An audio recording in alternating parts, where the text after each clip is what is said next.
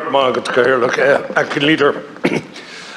Yesterday we got news that Private Sean Rooney is to be honoured by the United Nations with a medal for his bravery in the loss of his life, and this is a wonderful thing for the Rooney family, for the medal is a tangible remembrance of that man and the life he gave in the service of peace. I'm making a plea today, and I would ask you, Acting Leader, and yourself, Cathaoirleach, to support me on this, and that is that the Rooney family should be at United Nations headquarters to collect that medal. We should not hand it to an ambassador and let the ambassador send it home to the family. The family should be there. The man gave his life. It's the very least we should do.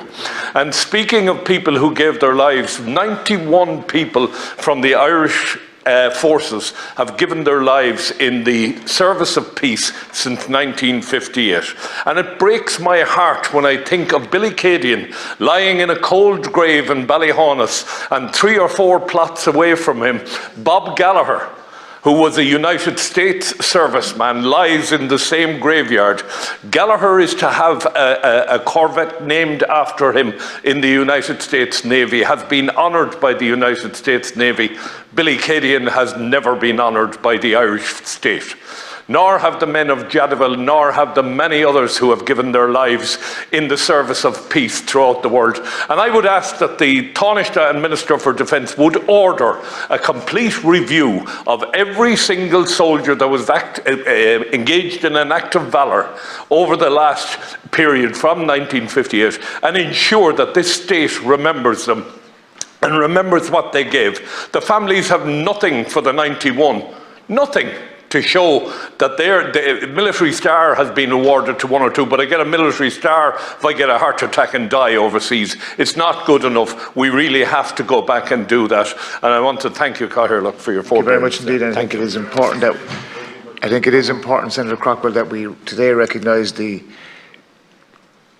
tribute that you've paid here, but that the United Nations are giving posthumously to Private Rooney and his family, and I'm sure the leader will respond, but I'll talk to you privately about that. But thank you for that this morning. Gerard Craughwell, I couldn't agree with him more, and I know that Senator Blaney indicated support there as well about Private Sean Rooney and the family. Yes, the family should go to the UN, and I do think, Cathaoirleach, that you indicated that you might take initiatives in that regard to Senator Craughwell. I totally support Senator Craughwell in this. It should be done. The family should be centre stage here.